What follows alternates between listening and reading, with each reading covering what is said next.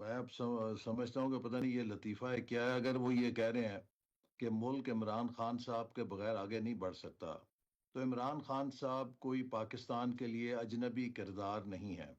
وہ 4 سال اس ملک کے طاقتور ترین وزیر اعظم تھے۔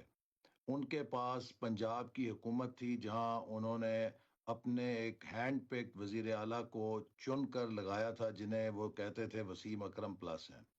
اور اسی طرح سپریم کورٹ ان کے آگے ہاتھ باندھ کے کھڑی تھی، ان کی کسی حکم عزولی پر سپریم کورٹ ان سے پوچھنے تک کی جرت نہیں رکھتی تھی۔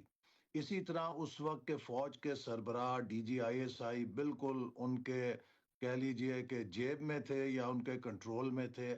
تو پاکستان میں آج تک کسی وزیر اعظم کو اسٹیبلشمنٹ سے اور عدلیہ سے اس قسم کی سپورٹ نہیں ملی جیسی عمران خان صاحب نے سیاہ و سفید سپورٹ 4 سال انجوائے کی ہے۔ ٹھیک ہے جی۔ آپ مجھے بتائیے کہ ان کی 4 سال کی حکومت میں پشاور سے کراچی تک کوئی ایک منصوبہ جو انہوں نے لگایا ہو ملک کی تعمیر اور ترقی کے لیے، کوئی یونیورسٹی بنائی ہو، کوئی ہاسپٹل کھڑا کیا ہو، کوئی موٹر وے بنائی، کوئی توانائی کا منصوبہ لگایا، کوئی نئی اقتصادی پالیسی جاری کی، کوئی ایک ایسا منصوبہ جاری کیا جس سے کہ ملک کو فائدہ پہنچا ہو؟ ہر طرف ڈسٹرکشن تھی، اور وہ پاکستان جو سی پیک کے ذریعے تیزی سے آگے بڑھ رہا تھا، اس سی پیک جیسے منصوبے کو بھی سیبوٹاج کر دیا۔